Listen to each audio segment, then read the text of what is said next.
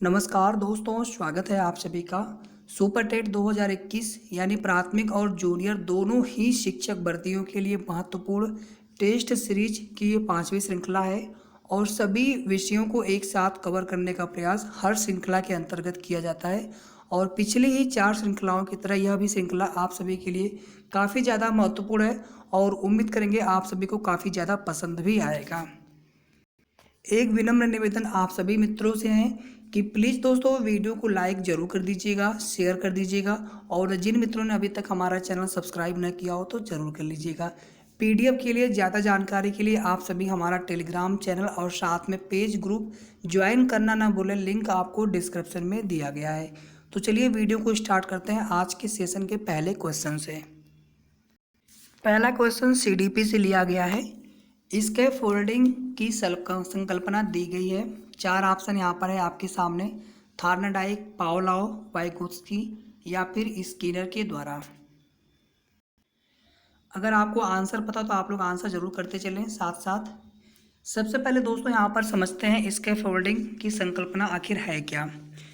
देखिए, इसके folding basically यह छात्रों को पहले सिखाने हेतु सबसे पहले स्वयं करके दिखाना और उसके पश्चात छात्रों के साथ स्वयं जो है उस अधिगम को या उस प्रक्रिया को करना और उसके बाद जो है सहयोग को समर्थन को वापस लेते हुए छात्रों को स्वतंत्र रूप से सीखने का मौका प्रदान करना। यही कुल मिलाकर के 3 प्रक्रियाएं आपकी होती हैं जो कि इसके फोल्डिंग के अंतर्गत शामिल की जाती है। इसे आई डू, वी डू और यू डू के अंतर्गत भी आप समझ सकते हैं। यानी पहले आप उसे करके स्वयं करके बताते हैं शिक्षण अधिगम की प्रक्रिया में। इसके पश्चात आप जो है शिक्षार्थियों के साथ, छात्रों के साथ, विद्यार्थियों के साथ आप उसे करते हैं और अंतिम रूप से अपना सहयोग, अपना समर्थन वापस लेते हुए या कह सकते हैं बिना किसी सहयोग के अगर छात्र स्वतंत्र रूप से उस कार्य को कर लेते हैं, सीख लेते हैं, तो ये कुल मिलाकर के 3 प्रक्रिया होती है। यहाँ पर देखिए, जो समर्थन होता है संकेतों के रूप में, याद दिलाने वाले उपायों, शाबाशी, समस्याओं को टुकड़ों में, छोटे छोटे टुकड़ों में बांट करके या फिर ऐसे उपाय जिससे बालक स्वतंत्र रूप से सीख सके, कार्यों को कर सके, ये सारी जो प्रक्रियाएं होती हैं इसके फोल्डिंग के अंतर्गत आती है। ठीक है, तो इसके फोल्डिंग की जो संकल्पना है वाइगोत्स्की के द्वारा दी गई थी। तो यहाँ पर आपका ऑप्शन सी हो जाएगा बिल्कुल करेक्ट आंसर। अगला क्वेश्चन आपका हिंदी से है। मिक्स्ड क्वेश्चन मैं लेकर के आता हूँ दोस्तों, ताकि कोई भी आपका जो सब्जेक्ट है, कोई भी आपका जो सिलेबस है वो तैयारी से आपके न छूटे। अनुपम शब्द में कौन सा उपसर्ग जुड़ा है। सबसे पहले उपसर्ग की परिभाषा आप सभी देख लीजिए जल्दी से। उपसर्ग कोई सार्थक शब्द नहीं होता है बल्कि शब्दांश होते हैं जो कि किसी मूल सार्थक शब्द में के प्रारंभ में जुड़ करके उसके अर्थ में परिवर्तन उत्पन्न कर देते हैं। ठीक है, तो अनुपम शब्द में बताना है कौन सा उपसर्ग होगा। अनुपम शब्द अगर आप लिखेंगे इसे तोड़ करके तो अन, न के नीचे हलंत और यहाँ पर उपम। अनुपम बेसिकली इसका अर्थ होता है जिसकी उपमा न दी जा सके और यह जो है अन, न के नीचे हलंत प्लस उपम शब्द से मिल करके बना होता है, जहाँ पर यह मूल शब्द है और अन आपका यहाँ पर उपसर्ग है। ठीक है, आप यहाँ पर कंफ्यूज नहीं होंगे इस अन से और इस अन से। यहाँ पर अन जो है पूरा वर्ड है जबकि यहाँ पर ये व्यंजन है, बिना स्वर के है। तो यहाँ पर आपका राइट आंसर हो जाएगा बी, सेकंड वाला। अगला क्वेश्चन हमने इंग्लिश से ले लिया है। One word for that is sure to happen. आपने हिंदी में पढ़ा होगा वाक्यांश, वाक्य के लिए एक शब्द। ठीक है, तो यहाँ पर एक यहाँ पर सेंटेंस दिया गया है या फिर इसे आप फ्रेज कह लीजिए, क्लास कह लीजिए। इसके लिए आप एक वर्ड क्या लिख सकते हैं। तो पहले चीज़ आप इसको, इसके अर्थ को समझने का प्रयास करिए। That is sure to happen यानी वह कार्य जो कि जिसको घटना बिल्कुल निश्चित है। श्योर मतलब निश्चित हो गया, हैपन मतलब घटना। ठीक है, तो यहाँ पर इसके लिए जो बिल्कुल सही आंसर होगा पहला वाला, इनएविटेबल। इनएविटेबल का जो मीनिंग होता है हिंदी में अपरिहार्य। ठीक है, यानी जो चीज़ होना ही होना है, that is sure to happen. यहाँ पर आपका राइट आंसर है इनएविटेबल। यहीं पर आप देख लीजिए ऑब्लिवियस, इसकी मीनिंग क्या होती है। तो इसकी मीनिंग होती है लापरवाह, बेखबर। ठीक है, लापरवाह कह लीजिए, बेखबर कह लीजिए। ये आपका है इल्यूशन, ठीक है। पहला आपका आई फिर डबल एल, इल्यूशन।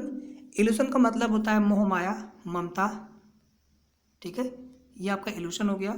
और फोर्थ मुझे लग रहा है सभी को पता होगा, रिलेवेंट, यानी जो मिलता जुलता मैच करता होगा, ये होता है रिलेवेंट, ठीक है। तो फिलहाल में यहाँ पर आपका राइट आंसर हो जाएगा ए।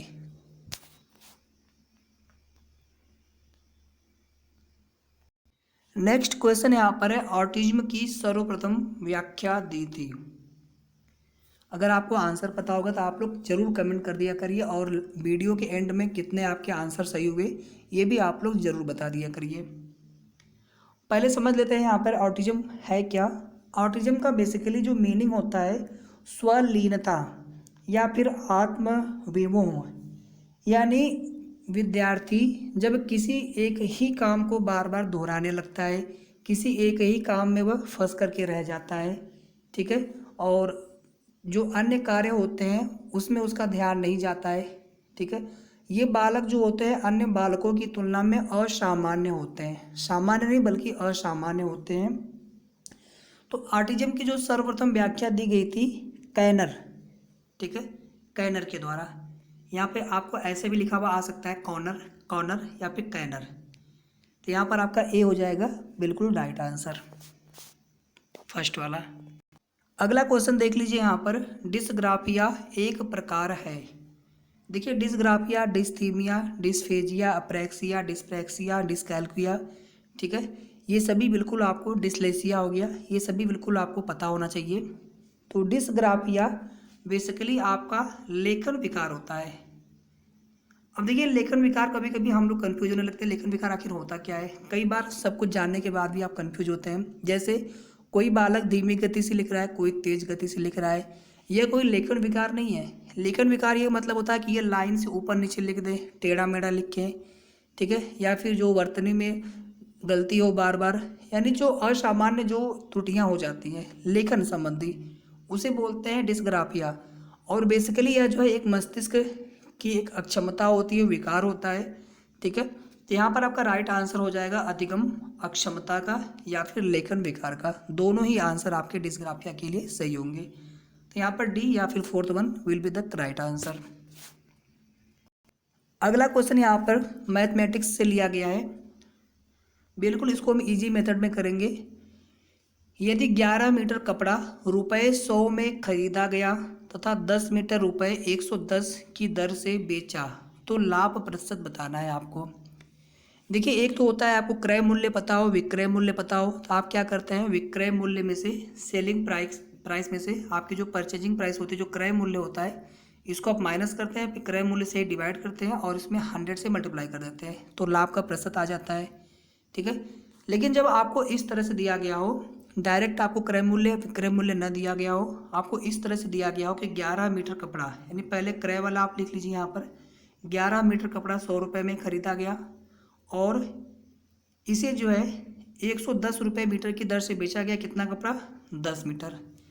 तो बताना है ओवरऑल उसे फ़ायदा हुआ और कितने का फ़ायदा हुआ, कितना प्रतिशत लाभ हुआ, आपको ये बताना है, ठीक है।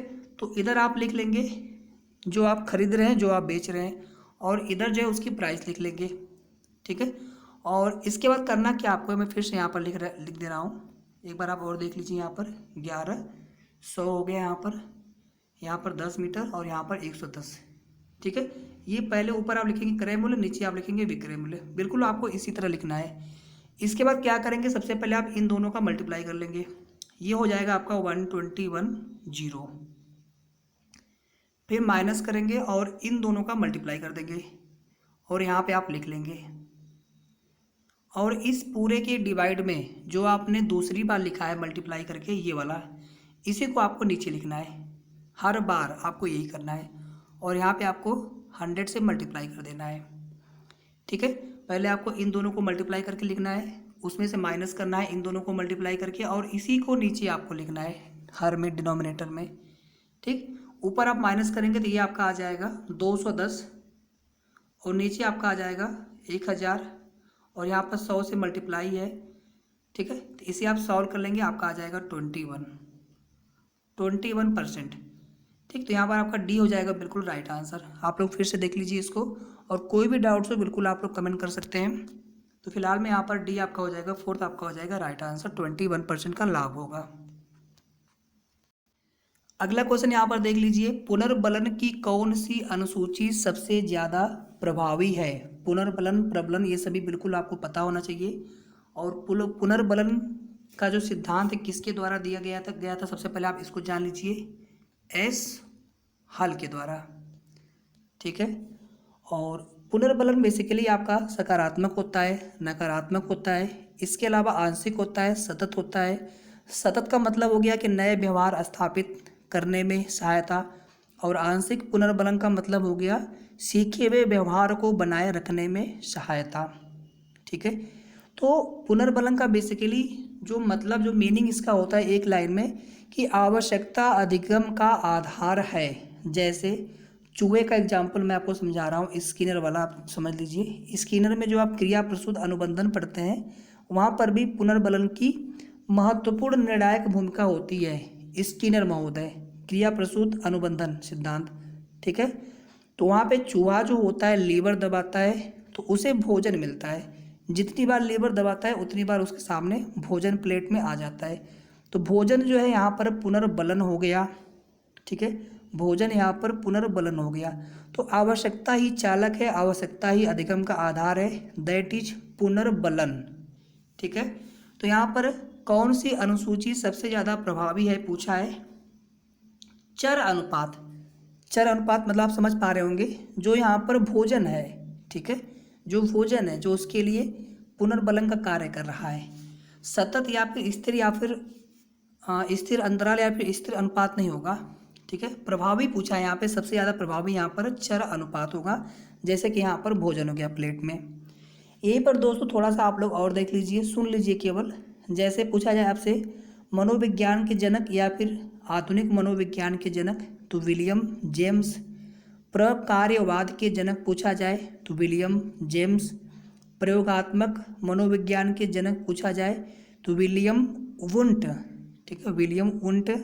और शिक्षा मनोविज्ञान का जनक पूछा जाए तो थार्नडाइक, या फिर एसआर थ्योरी का जनक पूछा जाए तो थार्नडाइक, या फिर उद्दीपन अनुक्रिया स्टिमुलस रिएक्शन का जनक पूछा जाए तो थार्नडाइक। एसओआर थियरी पूछा जाए तो वुडवर्थ। आरएस यानी रिएक्शन स्टिमुलस अनुक्रिया उद्दीपन सिद्धांत, या फिर क्रिया प्रसूत अनुबंधन सिद्धांत, अगर आपसे ये पूछा जाए तो स्किनर महोदय। ठीक है, तो ये कुछ महत्वपूर्ण ऐसे तथ्य होते हैं जिन्हें आपको बार बार सुनना चाहिए, बार बार आपको पढ़ना चाहिए, बार बार आपको इसका मनन चिंतन करना चाहिए, क्योंकि इनसे प्रश्न बनते ही बनते हैं। पावलोव महोदय हो गए, कोहलर हो गए, अंतर्दृष्टि सिद्धांत वाले। ठीक है, तो ये सभी बिल्कुल आपको पता होना चाहिए। यहाँ पर आपका ए हो जाएगा राइट आंसर। अगला क्वेश्चन देख लीजिए, फिर से इंग्लिश का है। यहाँ पर दोस्तों मैंने जो जीएस के या फिर जो सामाजिक अध्ययन के प्रश्न तो कुछ कम लिए हैं, क्योंकि पिछले 4 श्रृंखलाओं में उनके प्रश्न ज़्यादा हो गए थे। The comparative form of useful is, आप पिछला वाला वीडियो जाकर के जरूर देख लीजिएगा, प्लेलिस्ट में आपको वीडियो मिल जाएंगे। ठीक है, सुपर टेट नाम से या फिर सी टेट, यूपी टेट और सुपर टेट नाम से 2 प्लेलिस्ट है, दोनों में आप किसी में जाएंगे आपको सारे वीडियो मिल जाएंगे। देखिए बेसिकली जो इंग्लिश में होते हैं 3 फॉर्म होते हैं। एक तो आपका सीधे सीधे पॉजिटिव हो गया डिग्री, दूसरा कंपैरेटिव, और तीसरा होता है सुपरलेटिव। ठीक है, जैसे अच्छा, उसकी अपेक्षा अच्छा, या फिर सबसे अच्छा। ठीक, इसी तरह से गुड, बेटर, बेस्ट, मच, मोर, मोस्ट। इसी तरह से आपको बताना है यूजफुल के लिए, तो यूजफुल के लिए होता है मोर यूजफुल। यूजफुल के लिए कंपैरेटिव फॉर्म हो जाएगा मोर यूजफुल, जबकि मोस्ट यूजफुल के साथ हमेशा द लगता है, याद रखिएगा। सुपरलेटिव डिग्री में द का प्रयोग अनिवार्य है। तो द मोस्ट यूजफुल आपका जो है सुपरलेटिव फॉर्म है यूजफुल का, जबकि मोर यूजफुल जो है कंपैरेटिव फॉर्म है। इसी तरह से हेल्पफुल के लिए भी हम ऐसे ही लिखते हैं, helpful, more helpful, comparative form हो गया हेल्पफुल का, और सुपरलेटिव फॉर्म होता है द मोस्ट हेल्पफुल। ठीक है, तो कुछ ये जो डिग्री जो कुछ होते हैं इन्हें बिल्कुल आपको पता होना चाहिए। चलिए आगे चलते हैं। यहाँ पर एक विद्यालय टीम ने गत वर्ष में 4 जीते खेलों के मुकाबले में इस वर्ष 6 खेल जीत लिए, तो प्रतिशत वृद्धि बताना है आपको। यानी पिछले साल उन्होंने 4 खेलों में जीत दर्ज करी थी और इस बार जो है 6 खेलों में जीत दर्ज कर दी। यानी 2 की बढ़ोतरी हो गई पिछले की तुलना में, 2 की बढ़ोतरी। पहले 4 था, अभी 6 हो गया, 6 माइनस 4, ठीक है, 2 की बढ़ोतरी हो गई। और पिछले की तुलना में निकालते हैं तो पिछले वाले से डिवाइड करते हैं और 100 से मल्टीप्लाई कर देते हैं। बस यही करना होता है, आपको कुछ नहीं करना होता है। ऊपर हो गया 2, नीचे हो गया 4 इंटू 100, ये 2 2 जा 2 दूनी 4 हो गया, 2 से आप 100 को डिवाइड करेंगे 50 आ जाएगा, 50%। ये आपका आंसर हो गया। 1 सेकेंड भी नहीं, बिल्कुल आप देख करके बता सकते हैं। ठीक, पिछली बार की तुलना में पूछा गया है तो पिछली बार से कम है तो कम आप माइनस करेंगे, ज़्यादा है तो ज़्यादा में से इसको माइनस करेंगे। और डिवाइड आप किससे करेंगे, जिसकी तुलना में आपसे पूछा जा रहा है। मान लीजिए यहीं पर अगर 2 होता कि इस बार 2 ही खेल जीते तो प्रतिशत नुकसान होगा, तो भी आप 4 और 2 का डिफरेंस ले लेंगे, 2 और इसके डिवाइड में जो है 4, जिसके सापेक्ष में आपसे पूछा जा रहा है। अगर 6 हो गया है तो 4 और 6 का डिफरेंस ले लेंगे ऊपर, ठीक है, और नीचे जिसके सापेक्ष पूछा जाए उसके सापेक्ष आप निकालेंगे और यहाँ पे 100 का मल्टीप्लाई कर देंगे। सॉल्व करने पे आपका प्रतिशत वृद्धि यहाँ पर आ जाएगा।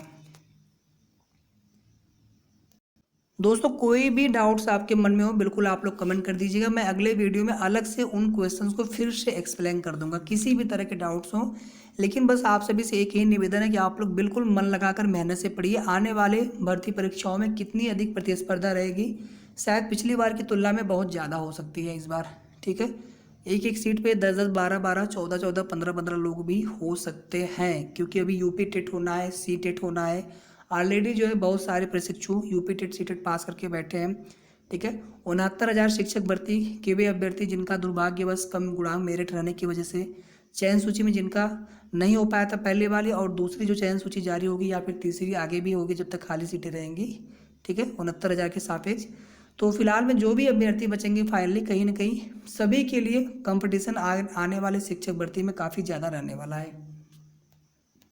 तो बस पढ़िए दोस्तों, यहाँ पर कोई सीमा नहीं है पढ़ाई की और मेहनत का कोई विकल्प नहीं है। यहाँ पर देख लीजिए, एक ऐसी संख्या ज्ञात कीजिए जिसका 1/4 7 से 3 अधिक है। या तो इसको आप विकल्प से कर लीजिए, अगर आप विकल्प से कर सकते हैं तो अच्छी बात है। मैं आपको पहले दिखाता हूँ करके इसका प्रोसीजर। मान लीजिए वह संख्या आपकी x है, इसका चौथाई कर दीजिए, चौथाई का मतलब है 4 से डिवाइड कर दीजिए। यह जो है बराबर है 7 से 3 अधिक कर देंगे उसके, ठीक है। संख्या का एक जो चौथाई है 7 से 3 अधिक है यानी 10 के बराबर है। ये हो गया आपका 10, और यहाँ पर आप सिंपली आप ऐसे लिख सकते हैं कि x की डिवाइड 4 हो गया, यहाँ पे हो गया 10, 7 + 3, ठीक है। इक्वल साइन है, यहाँ पर ये भिन्न है, यहाँ पर इसको भी आप अपान 1 कर लीजिए और यहाँ पर क्रॉस मल्टीप्लाई कर लीजिए। x का हो जाएगा 1 में मल्टीप्लाई और इधर हो जाएगा 4 का 10 में, तो ये हो गया आपका x, ये हो गया आपका 40। ऐसे कर सकते हैं आप, या ऑप्शन से कर लीजिए। ऑप्शन से करने में भी आपको कोई दिक्कत नहीं है। पहले आप 40 को उठा लीजिए, यहाँ पर पहले ही ऑप्शन में आपका करेक्ट आंसर है, अदरवाइज आपको चेक करने पड़ेंगे आगे इसी तरह से। तो क्या करेंगे आप 40 का पहले 4 से डिवाइड कर लीजिए, चौथाई इसका ले लीजिए, 10 आ गया, और यह बराबर होना चाहिए 7 से 3 अधिक के। तो 7 से 3 अधिक का मतलब हो गया 7 + 3, ठीक, ये भी 10 आ गया। मतलब हमारा पहला ही जो ऑप्शन है बिल्कुल यहाँ पर करेक्ट आंसर है। एक क्वेश्चन दोस्तों यहाँ पर और देख लीजिए, इंग्लिश से क्वेश्चन आपका लिया गया है। ही वाज फाइंड, और यहाँ पर क्या आएगा, पार्किंग हिज कार, फिर यहाँ पे क्या आएगा, और नो पार्किंग एरिया, यानी उसने जो अपनी नो पार्किंग एरिया में खड़ी की थी जिसकी वजह से उसको जो है फाइन भरना पड़ा। तो ही वाज फाइंड किसके लिए, पार्किंग के लिए, फॉर पार्किंग, यहाँ पर आ जाएगा for. He was find for के लिए, फॉर पार्किंग हिज कार, ठीक है। अब कहाँ पे पार्क किया था मैंने आपको बताया होगा, अगर आप सभी ने ध्यान दिया होगा, काफ़ी बड़ा शहर है या फिर इस तरह से किसी पर्टिकुलर एरिया को नोटिफाई करना हो वहाँ पे इन लगाते हैं, ठीक है। तो यहाँ पे आ जाएगा इन। और इसी तरह से किसी एक प्लेस के लिए अगर बात की जाए, जैसे वह कहाँ पे स्थित है या वह कहाँ पे रखा है, तो वहाँ पे हम एट लगाते हैं, ठीक है। थोड़ा सा आप लोग इन और एट में कंफ्यूज मत होइएगा। जैसे मैं दिल्ली जा रहा हूँ, ठीक है, ये अलग हो गया, I am going to Delhi, ठीक है। मैं दिल्ली में रहता हूँ, I live in Delhi, Delhi. ठीक है, आई और वी के साथ में हमेशा क्रिया की जो फॉर्म लगती है उसमें यस या ईएस नहीं लगाते हैं। आई लिव, ही लिव्स बोलेंगे, आई लिव्स। ठीक है,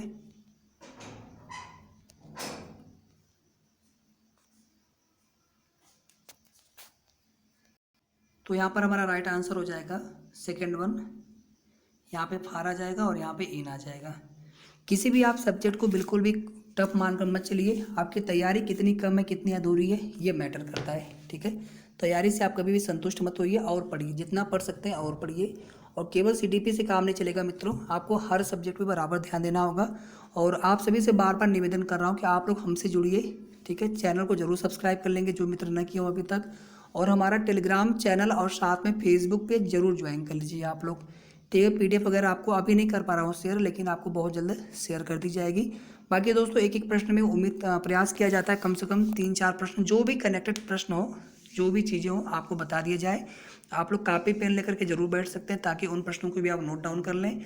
नोट डाउन करने का मतलब ये नहीं होता कि आप नोट्स बनाएं, थोड़ा सा लिखते रहेंगे तो उससे चीज़ें हमें याद हो जाती हैं जल्दी, और कह सकते हैं थोड़ा अस्थायी रहती है। केवल सुनते जाते हैं तो उससे चीज़ें थोड़ी सी उसको मेमोराइज होने में थोड़ा सा दिक्कत होती है। और आप लोग स्वयं जो है शिक्षक बनने वाले हैं, सारी चीज़ें आपको पता है, बस आप सभी करते रहिए मेहनत, और उम्मीद करेंगे आने वाली शिक्षक भर्ती में 100% जो है आपका सिलेक्शन हो। तो फिलहाल दोस्तों आज की इस वीडियो में, इस श्रृंखला में इतने ही प्रश्न लिए गए हैं। आगे के जो भी प्रश्न होंगे आप सभी को अगली श्रृंखला में लेकर के आऊँगा। और वीडियो को लाइक करके ज़्यादा से ज़्यादा ग्रुप्स में, मित्रों में आप लोग शेयर जरूर कर दिया करिए। Thank you so much friends, thanks for watching.